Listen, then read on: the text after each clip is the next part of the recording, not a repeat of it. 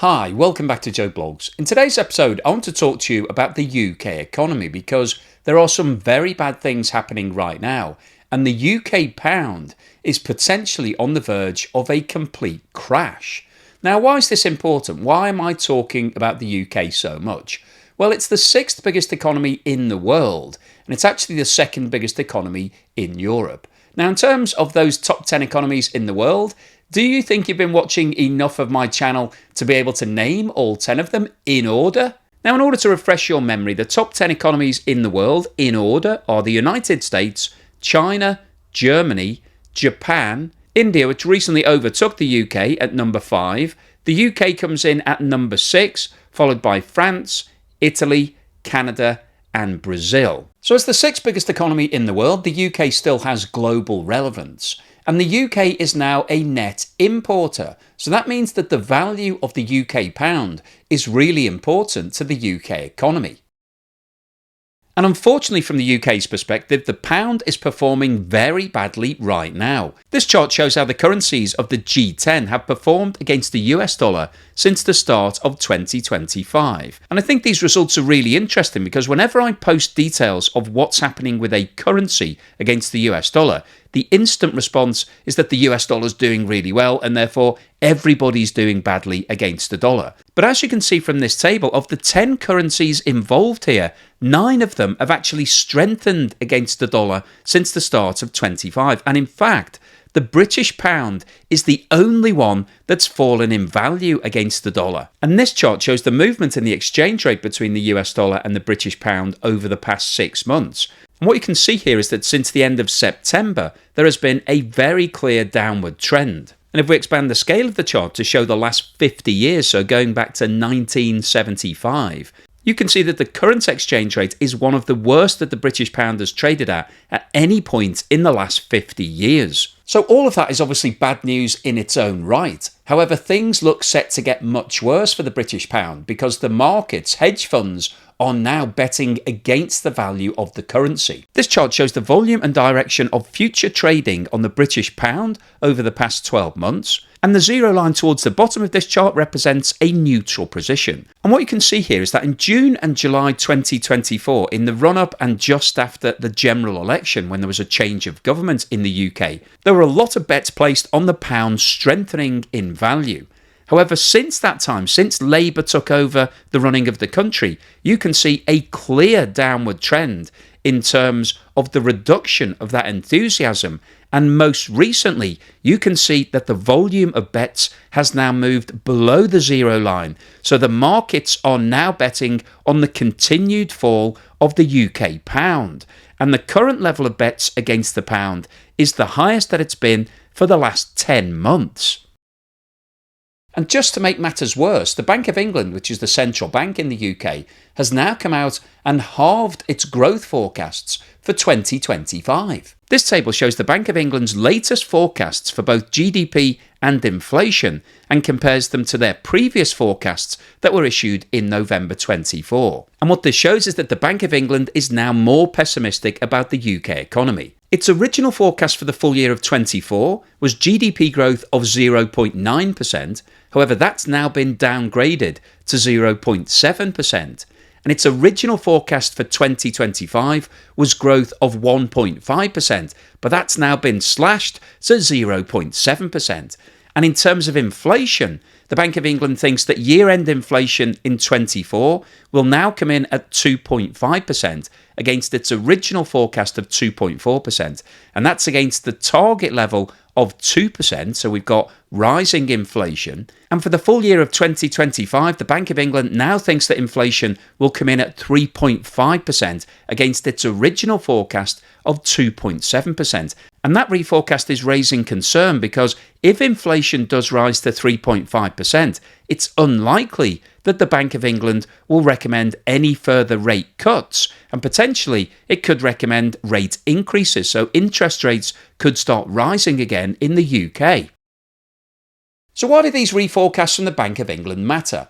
Well, let's talk firstly about gross domestic product, because the growth in GDP tells us whether the UK economy is expanding or contracting. And the latest forecasts tell us that it's now expected to grow at less than half of the rate that the Bank of England originally thought it was going to grow. And the reason why that's important is because the UK government has based all of its models and all of its tax revenues on the growth in GDP. If GDP is increasing, it means that the companies in your economy are growing, they're paying more tax, and all of the individuals in your economy are likely to be paid more in terms of wages, and so they're going to pay more tax, and so that means that you're going to get a higher amount of tax. If GDP starts to reduce, the growth isn't as high as you thought it was going to be, that means that your tax revenues will also start falling, and that means that it's going to be difficult for the government to balance its books. And balancing the books is a key strategy that Rachel Reeves, the Chancellor of the Exchequer in the UK, has put forward. And what you can see from the far right-hand side of this chart, the green bar, is that the budget headroom that Rachel Reeves gave herself of 9.9 billion is one of the lowest levels that's been seen in the last 15 years and is significantly below the long-term average. And if we look at this chart, which looks at the actual and projected levels of GDP for the UK between 2022 and 2028, you can see why there are rising concerns right now that the books are not going to be balancing in the UK. And as you can see, there are three different coloured lines on this chart, and let's focus in on the projected levels. And the yellow line represents the forecast put forward by the Office of Budget Responsibility, which is what Rachel Reeves based her budget on back in October. The pink line represents the Bank of England's forecast that was published in November 24, and as you can see, for 2025, the pink and the yellow lines were coming in at roughly the same level. However, the two lines started to diverge as we moved through 26, 27 and 28. And you can see that the Bank of England's original forecast was less optimistic than the OBR forecast. However, if we now look at the black line, which shows the Bank of England's latest forecast, you can see that it is clearly more pessimistic in all 4 years. And what this tells us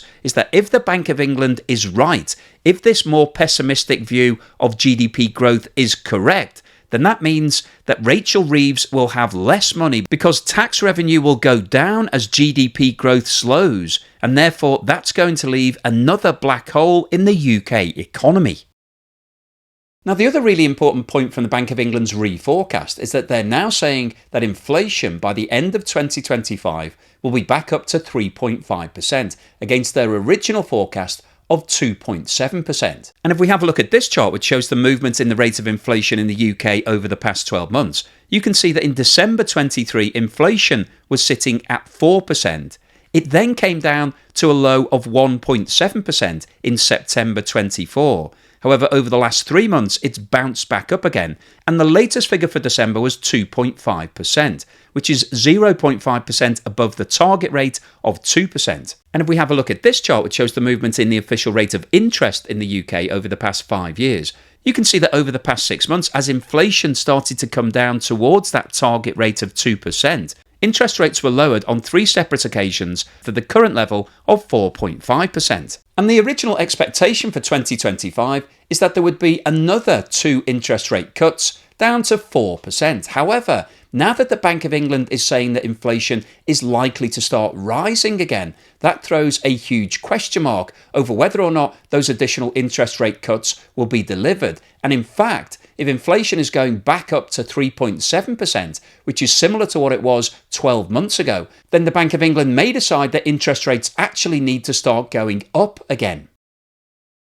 So what's the summary and conclusion today? Well, I wanted to post this video because we've been talking a lot about the UK economy over the past few weeks, and the reason for that is because there is a lot of data coming out, and all of that data has been negative. Things are looking worse for the UK economy than they were 6 months ago, and the new Labour government is now struggling to be able to balance its books. And what we've seen in today's video is that the Bank of England has released more pessimistic data. Its forecasts for 2025 and beyond are far lower than they were originally, and that was only from a forecast back in November. So this is only 3 months later that the Bank of England is saying things are getting worse, we're going to have to revise everything downwards. And unfortunately, from the UK government's point of view, they've said that GDP growth will now be less than half of what the original forecast was for 2025. And what that means for the UK economy is that it will receive less tax revenue, because if GDP isn't growing at the rate that it was expected to, there won't be as much tax that's due, and therefore the government will receive less revenue. And if that happens, then Rachel Reeves is going to have to do something to balance her books. Either she's going to have to increase taxes, increase the percentage of tax to offset the fall in overall GDP, or she's going to have to cut her spending, because she stated that she wants to balance her books. She wants to make all of her expenditure out of all of the revenue. But unfortunately, as the revenue is now expected to go down, she's got two hard choices, either to cut spending or to increase taxes. But in addition to that, we've also heard from the Bank of England that it expects inflation to start rising again and to hit almost 4% by the end of 2025. And if that happens, then it could be that the Bank of England decides that interest rates need to start going up again. And if that happens, then that will increase the cost of borrowing for individuals and companies in the UK. And if that happens, it's likely to lead to a slowdown in investment, because businesses won't want to take on debt to invest into their premises and their companies. And also we could see a slowdown in consumer spending, because consumers might decide they don't want to take on any debt. People might decide not to move house, and so that would have a really big impact on the overall economy. So the overall summary of today's video is that the Bank of England is now far more pessimistic about the outlook for the UK economy than it was back in November.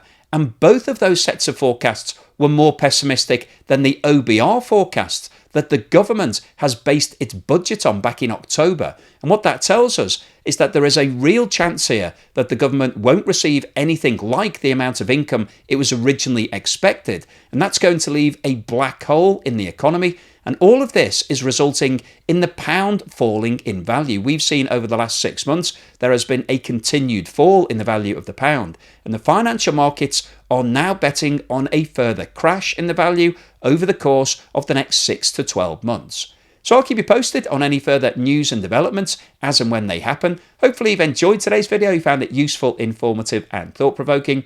If you've liked what I've said, then please give me a thumbs up. Thank you for watching this video all the way through to the end, and here's something to put a smile on your face.